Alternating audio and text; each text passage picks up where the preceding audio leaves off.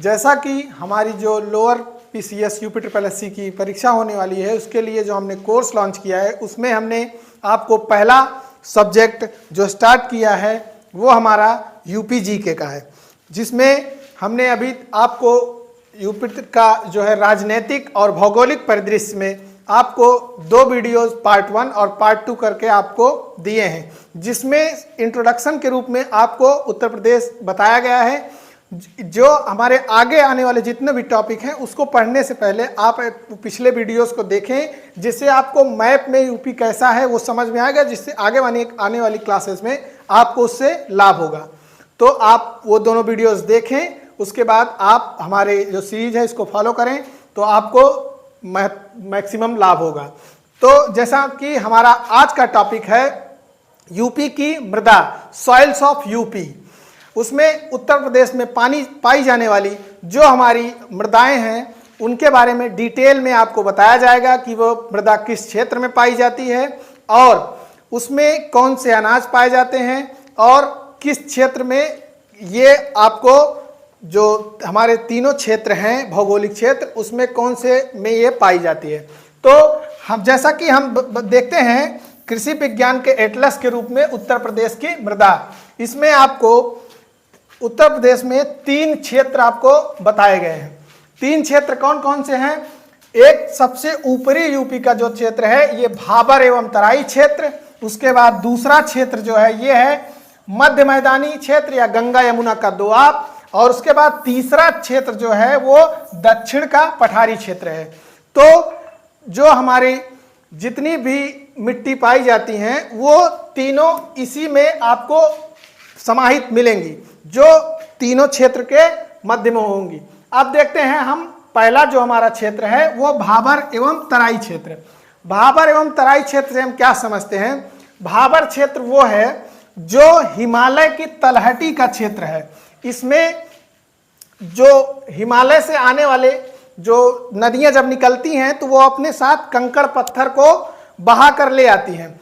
उससे जो है हमारा ऊपरी क्षेत्र है यूपी का, इसमें वो अपने साथ लेकर आने वाले कंकड़ पत्थर को यहाँ डिपॉजिट करती हैं, जिससे जो यहाँ की मृदा होती है वो ककरीली पथरीली मृदा होती है। ऐसा क्षेत्र जो है कौन सा है? भाबर क्षेत्र। और भाबर क्षेत्र ऐसा क्षेत्र है जिसमें कि बहुत ज्यादा उपजाऊ क्षेत्र ये नहीं है। जो उपज के मामले में हम देखते हैं तो ये क्षेत्र बहुत ज्यादा उपजाऊ नहीं है। अब हम देखते हैं भाबर क्षेत्र के जस्ट बगल क्या है? तराई क्षेत्र। तो भाबर क्षेत्र ये है, उसके जो दक्षिण का क्षेत्र है वो तराई क्षेत्र है। तराई क्षेत्र में हम देखते हैं कि जैसे जैसे हम आगे बढ़ते हैं उसमें ये मिट्टी थोड़ा रेतीली टाइप की होती जाती है और खेती के लिए भाबर से थोड़ा अधिक उपजाऊ होती है। उसके बाद हमारा मध्य मैदानी क्षेत्र और दक्षिण का विंध्य क्षेत्र है। अब इसके बाद हम देखते हैं, इसको हम डिटेल से आपको बताते हैं। जैसे ये है हिमालय की तलहटी और भाबर और तराई तक का सफर। भाबर तो जैसा कि हमने आपको बताया है ये हमारा है, यहां से हिमालय से नदियां निकलती हैं और अपने साथ ये पत्थर कंकड़ पत्थर लेकर आती हैं। ये कंकड़ पत्थर लेकर आती हैं और ये डिपॉजिट करती रहती हैं। तो यहाँ का जो हमारा क्षेत्र है इसमें जो मृदा पाई जाती है वो कौन सी है? भाबर। नदियां विलीन हो जाती हैं और कृषि के लिए अनुपयुक्त है। नदियां विलीन हो जाती हैं और कृषि के लिए अनुपयुक्त है। इसका मतलब क्या है? इसका मतलब ये है कि जो यहाँ नदी रहती है वो इन ककरीली पथरीली क्षेत्रों के नीचे से बहती है और विलुप्त रहती है, जो हमें स्पष्ट रूप से दिखाई नहीं देती है। कृषि के लिए ये भूमि जो है भाबर ये अनुपयुक्त है। अब उसके बाद जैसे जैसे ये दक्षिण की तरफ बढ़ती है तो हमारे तराई क्षेत्र में बढ़ती है। तराई क्षेत्र जो है कृषि के लिए उपयुक्त है और इसमें वो फसलें ज़्यादा उपयुक्त हैं जिसको पानी की अधिक जरूरत होती है। जो पानी की अधिक आवश्यकता वाली फसलें समतल, नम और दलदली क्षेत्र, इसमें कौन सी फसल होती है? धान और गन्ना। धान और गन्ना, इसमें जैसे हम ये यहाँ कौन कौन सा क्षेत्र हम देख सकते हैं? जैसे यहाँ देख सकते हैं हम सहारनपुर, पीलीभीत, बिजनौर, बिजनौर, और ये जो नेपाल की सीमा का क्षेत्र है, नेपाल की सीमा का क्षेत्र, नेपाल से जो लगने वाली सीमा है उसका जो क्षेत्र है ये है आपका भाबर का। उसके बाद जैसे जैसे हम आगे बढ़ते हैं वो तराई क्षेत्र की ओर बढ़ते हैं, और तराई क्षेत्र की जो भूमि है वो इससे अधिक उपयुक्त है। अब उसके बाद हम देखते हैं जो भाबर के बाद हमारा अगला जो मैदानी क्षेत्र है, अगला क्षेत्र कौन सा है? जलोढ़, हृदय स्थल, खादर और बांगर। जो गंगा का हमारा ये मैदानी क्षेत्र है ये पूरे भारत का सबसे कृषि के लिए सबसे उपयुक्त क्षेत्र है। इसमें मुख्यतः दो प्रकार की मिट्टी पाई जाती है, एक खादर नवीन जलोढ़ और दूसरी बांगर प्राचीन जलोढ़। नवीन जलोढ़ और प्राचीन जलोढ़ का क्या मतलब है? इसमें नवीन जलोढ़ का मतलब है हर साल बाढ़ का पानी जहां तक पहुंचता है, जब नदियों में बाढ़ आती है तो वो अपने साथ मिट्टी को लेकर के आती हैं। तो ऐसा क्षेत्र जहां वो नई मिट्टी हर साल आती है तो वहां की जो मिट्टी है उसको हम खादर कहते हैं। उसके बाद ये मिट्टी कैसी होती है? महीन, छिद्रयुक्त, और इसका रंग कैसा होता है? हल्का। इसको हम और क्या कहते हैं? बलुआ दोमट या मटियार। बलुआ दोमट या मटियार। और हम जैसे आपको बताया है कि उच्च जल धारण क्षमता इसमें होती है। इसमें जल धारण क्षमता जो होती है वो उच्च होती है और उर्वरता सबसे अधिक होती है। जैसा कि हमने आपको पहले ही बताया है कि अगर हम देखेंगे कृषि में सबसे उपजाऊ कृषि के लिए जो क्षेत्र है वो सबसे उपयुक्त क्षेत्र है, और सबसे मुख्य मिट्टी कृषि के लिए कौन सी है? जलोढ़, उसमें भी खादर। अब इसमें दूसरा देखते हैं बांगर प्राचीन। प्राचीन मतलब पुराना जलोढ़ मिट्टी। बाढ़ का पानी जहां तक नहीं पहुंच पाता वो कौन सा है? बांगर। बांगर ऐसा क्षेत्र है जहां पर बाढ़ का पानी नहीं पहुंच पाता। इसमें क्या होता है? बाढ़ का पानी नहीं पहुंच पाता। नाइट्रोजन, फास्फोरस, जीवाश्म की इसमें क्या होती है? कमी होती है। और इसमें हम ये देखते हैं कि ये कृषि के लिए उतनी उपयुक्त नहीं है जितनी की खादर। तो हम इसमें अब आपको बताते हैं, बाढ़ का पानी नहीं पहुंच पाता, नाइट्रोजन, फास्फोरस और जीवाश्म की इसमें कमी होती है। नाइट्रोजन, फास्फोरस और जीवाश्म की इसमें क्या होती है? कमी होती है। इसको हम और क्या कहते हैं? दोमट, मटियार या बलुई दोमट। दोमट, मटियार या बलुई दोमट इसको हम कहते हैं। अब इसके बाद हम देखते हैं उर्वरकों की भारी आवश्यकता। इसमें आप किसी भी जो फसल है उसको उपज करने के लिए आपको उर्वरकों की भारी आवश्यकता होती है। अब उसके बाद ये तो हो गया क्या हमारा? जलोढ़, हृदय स्थल, खादर और बांगर। तो कई बार आपसे क्वेश्चन पूछा गया है एग्जाम में, PYQ में आप देखेंगे कि चाहे UPSSC हो या UPPCS, उसमें पूछा गया है कि सबसे उपयुक्त कौन सा क्षेत्र है? जलोढ़ मिट्टी सबसे कृषि के लिए सबसे उपयुक्त है। अब उसके बाद हम देखते हैं भूड़ मृदा, हवा द्वारा निर्मित टीले। जो हवा होती है वो हवा के साथ अपने साथ जो धूल कण लेके आती है उससे 10 से 20 फीट ऊंचे बन जाते हैं। गंगा, यमुना और सहायक नदियों के किनारे हवा द्वारा उड़ाई गई बालू से निर्मित। गंगा और यमुना नदियों के किनारे जो बालू द्वारा हवा द्वारा उड़ाकर बालू ले आई जाती है उससे 10 से 20 फीट ऊंचे टीले बन जाते हैं। इससे जो मृदा बनती है इसको क्या कहते हैं? भूड़ मृदा। ये कैसी होती है? बलुई और खुरदुरी मृदा होती है, इसको हम क्या कहते हैं? भूड़ मृदा। अब उसके बाद हम देखते हैं ऊसर और रेह, क्षारीयता का संकट। ऊसर और रेह, ऊसर और रेह मिट्टी ज्यादातर किस क्षेत्र में पाई जाती है? जैसे मैनपुरी, इटावा, एटा, इधर आप देखेंगे कानपुर, उसके बाद जौनपुर, प्रतापगढ़, इस क्षेत्रों में ये ऊसर और ये क्या कहते हैं? ऊसर और क्षारीय कलर मृदा इसमें पाई जाती है, जिसको हम रेह या लवणीय मृदा भी कहते हैं। इसमें ये आखिर ऐसा क्यों, इसमें मृदा में ऐसा क्या होता है जिसके कारण ये ऐसी हो जाती है और किसी के लिए एकदम अनुपयुक्त हो जाती है? इसमें होता ये है कि जैसे जैसे आप बहुत अधिक सिंचाई में पानी देते हैं और वो पानी में जो हमारे NaCl और Na2CO3 वो पानी के साथ घुल करके ऊपर परत के रूप में ऊपर आ जाते हैं, और जो जल निकासी होती है वो सही जल निकासी नहीं हो पाती है, जिससे कि वो अपने एक परत के रूप में वाइट कलर की परत बना लेते हैं, जो कृषि के लिए एकदम अत्यधिक, नहरी सिंचाई जो होती है जहां पर होती है वहां ये संभावना अधिक होती है, और ये मृदा कृषि के लिए एकदम ही अनुपयुक्त होती है और समतल एवं बंजर भूमि होती है। अब हम उसके बाद देखते हैं इसमें है क्या। इसमें जिस मृदा का पीएच मान 8.5 से मैक्सिमम, वैसे तो इसमें दिखाया गया 8 से मान सकते हैं, लेकिन मैक्सिमम एग्जाम में अगर क्वेश्चन आएगा तो उसमें 8.5 से जिस मृदा का पीएच मान होता है वो कौन सी होती है, ऊसर और रेह होती है। ये आपको जैसा कि हम फिर बताते हैं, मैनपुरी, इटावा, एटा, जौनपुर, कानपुर, प्रतापगढ़, इस क्षेत्र में ये मृदा अधिकता में पाई जाती है। और उर्वरकों का अत्यधिक प्रयोग, इस मृदा में आपको खेती करने के लिए उर्वरकों के अधिक प्रयोग की आवश्यकता होती है।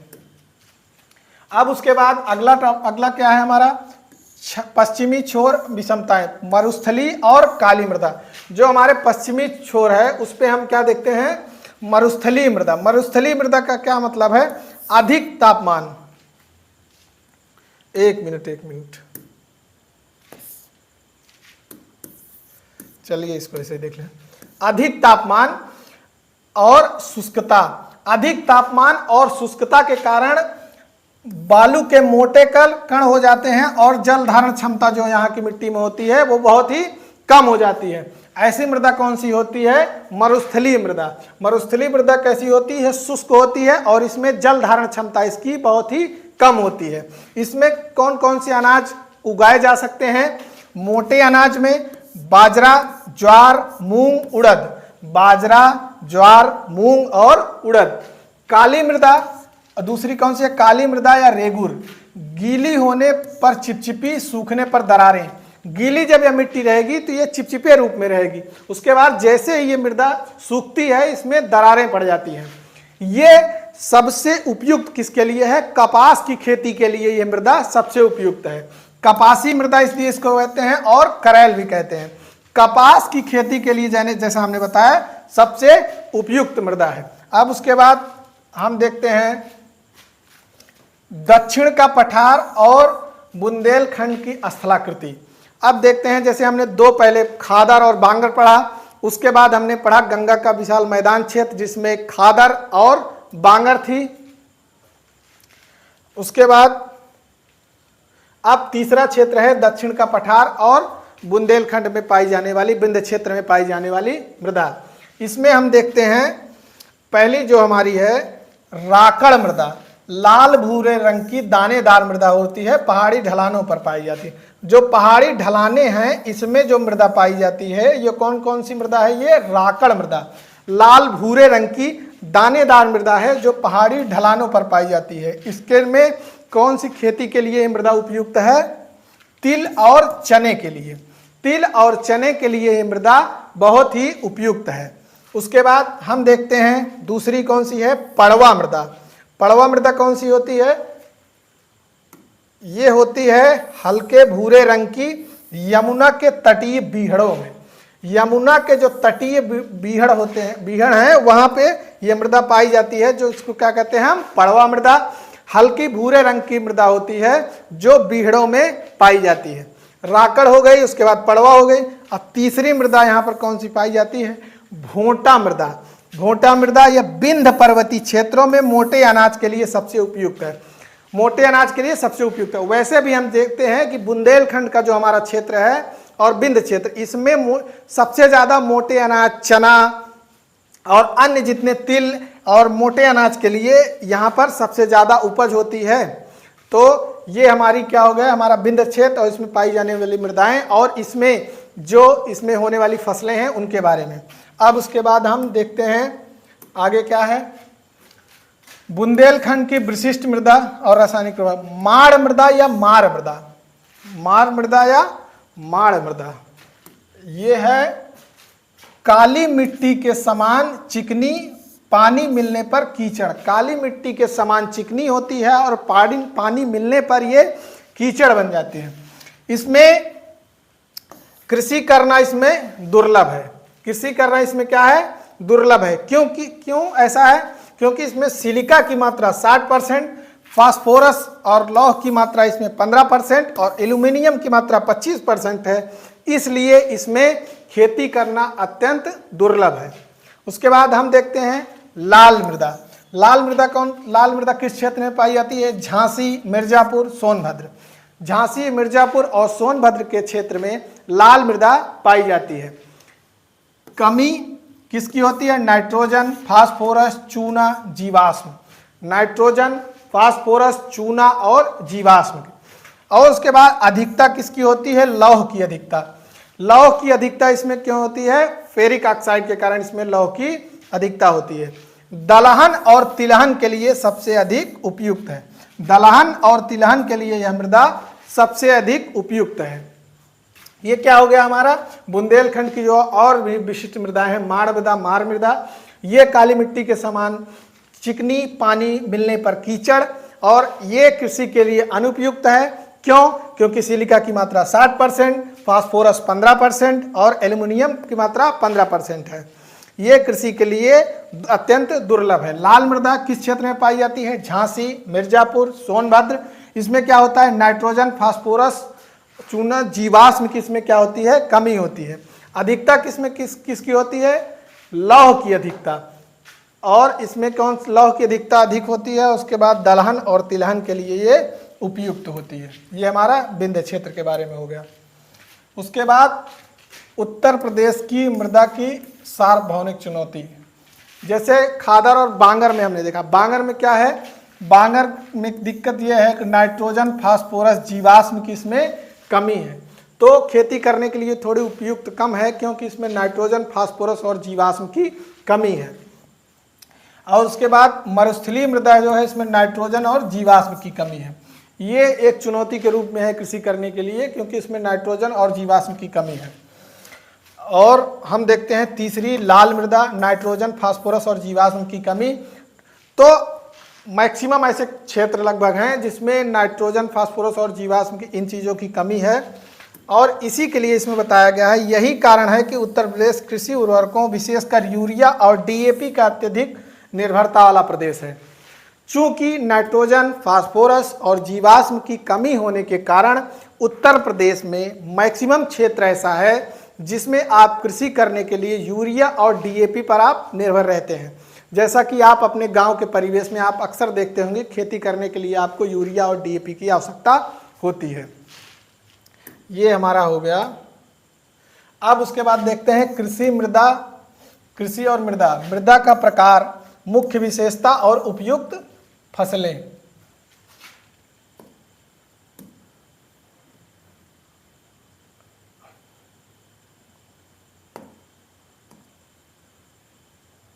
ये हो गया, चलो ठीक।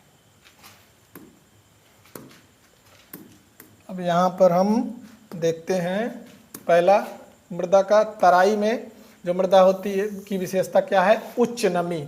जो तराई क्षेत्र की मृदा होती है उसमें नमी बहुत ज़्यादा होती है, जिसके कारण हम आपको पहले बता चुके हैं। इसमें क्या होती है? धान और गन्ना की फसल के लिए ये सबसे ज़्यादा उपयुक्त होती है। उसके बाद अगला देखते हैं खादर प्रतिवर्ष नवीनीकरण, और प्रतिवर्ष नवीनीकरण होने के साथ साथ आपको बताएं सबसे उपयुक्त कृषि के लिए सबसे भूमि है, सर्वाधिक उपजाऊ और लगभग सभी फसलें इसमें होती हैं। उसके बाद अगला देखते हैं काली या रेगुर, उच्च धारण क्षमता, और उसके बाद इसमें दरारें पड़ जाती हैं काली मिट्टी में। और रेगुर इससे कपास के लिए सबसे उपयुक्त है। आप एग्जाम में देखेंगे, इसको ध्यान से एकदम देखिएगा कि काली मिट्टी में कौन सी फसल पाई जाती है, ज़्यादा उगाई जाती है? कपास। मरुस्थलीय में इसकी विशेषताएं शुष्क और बलुई होती है। मरुस्थलीय मृदा में कौन कौन सी फसलें? बाजरा, ज्वार और मूंग। बाजरा, ज्वार और मूंग के लिए ये सबसे उपयुक्त होती है। अगला राकड़ और भोटा, ये पथरीली और ढलानों पर पाई जाने वाली मृदा है। पथरीली और ढलानों पर पाई जाने वाली मृदा है, जिसमें तिल, चना, मोटे अनाज ये पाए जाते। मोटे अनाज के लिए सबसे उपयुक्त है और ज़्यादातर यही इसमें उगाए भी जाते हैं। लाल मृदा लौह तत्व की अधिकता, लौह तत्व की अधिकता के कारण ये मिट्टी कैसी होती है, लाल मृदा होती है।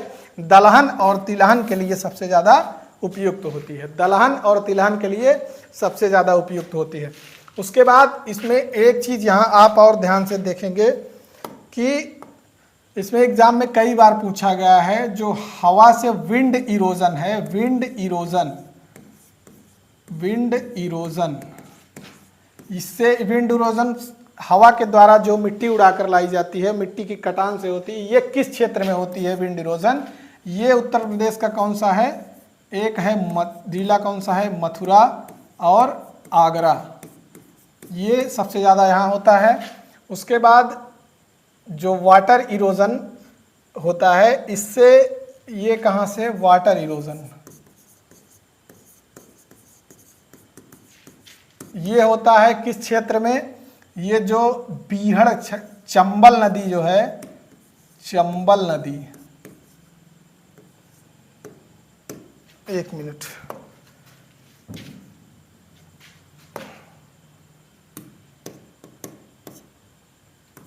चंबल नदी का जो ये क्षेत्र है, यहाँ पर वाटर इरोजन के कारण यहाँ पर नदियाँ जो होती हैं अपने साथ मिट्टी को काट कर ले जाती हैं। वाटर इरोजन ये किस क्षेत्र में होता है? ये होता है